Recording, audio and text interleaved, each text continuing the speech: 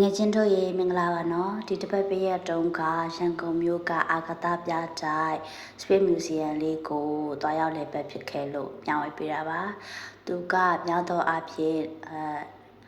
နေ့စဉ်9နာရီကနေ4နာရီထိဖွင့်လို့ရှိတယ်ပေါ့နော်ပိတ်ရက်တွေဆိုရင်တော့9နာရီထိတိုးမြင့်ပြတာတယ်လို့တော့ပြောပါတယ်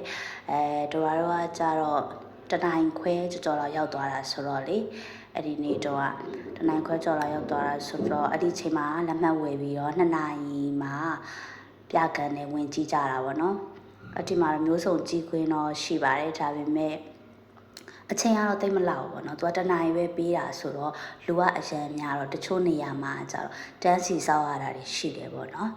အနည်းဆုံးမှတ်တိုင်အနေနဲ့ကတော့ပြည်လန်း happy မှတ်တိုင်မှာဆင်းရင်တော့အနည်းဆုံးပါပဲသူနဲ့ပေါ့နော်တွားရောက်လေးလာလို့ရပါတယ်အားလုံးပြောရှင်းကြပါစေဒါပေမဲ့သူကတစ်ချိန်နဲ့တစ်နေ့တည်းမှာပေါ့နော်ဒီတနာရီအချိန်လေးအတွင်းမှာကြည့်လို့မလုံလောက်တာဖြစ်တဲ့အတွက်တနေ့တည်းနဲ့တော့မလုံလောက်ပါဘူးရှင်နောက်တစ်ခေါက်နောက်နှစ်ခေါက်သုံးခေါက်အဲ့လိုတွားရောက်လေပတ်နိုင်ပါတယ်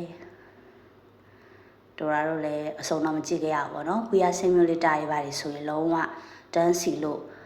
အချိန်မလောက်ခဲ့ဘူးပေါ့ပြကံမှာတော့ projector နဲ့ပြတာတွေတော့ကြည့်ခဲ့ရတယ်ပေါ့နော်အားလုံးသွားရောက်လေပတ်ကြည့်ကြပါလေ့လာကြပါလို့ညွှန်မိချင်ပါတယ်ရှင်အားလုံးတကယ်ချင်းတို့တမိသွားလို့တကယ်ချင်းတို့ရေထိုရာနဲ့ information လေးပေးဖို့ကြံခဲ့လို့ပါသူက12နှစ်အထက်လူကြီးတွေဆိုလို့ရှိရင်တက်ကက1500ကျပ်ပေါ့နော်12နှစ်အောက်ကလေးတွေဆိုရင်တော့တက်ကက1000ကျပ်ပါရှင်ပြီးတော့ page မှာဝင်ကြည့်တာကတော့တနင်္လာနေ့တိုင်းပိတ်တယ်လို့ပြောပါတယ်ပြီးတော့အဲ့ဒီဖွင့်တဲ့အင်္ဂါနေ့ကနေတနင်္ဂနွေနေ့ထိဆိုရင်လဲသူဒီပြကံ projector မှာပြတဲ့ဒီ topic တွေပေါ့နော်ဒီအကြောင်းအရာတွေကတော့မတူညီဘူးပေါ့နော်တတိယခေါင်းစဉ်တစ်မျိုးနဲ့ပြတာဆိုတော့တပတ်လောက်ကြည့်မှပဲအဆုံးကြည့်ရမယ်သဘောမှရှိပါတယ်ရှင်အားလုံးတော့လေ့ကြည့်ကြပါအောင်နော်တတ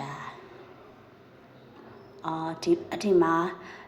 rocket တွေလွှတ်တင်နေထုံးမြန်နဲ့လွှတ်တင်နေဟာတွေလည်းကြည့်ရတယ်ပြီးတော့ဒီ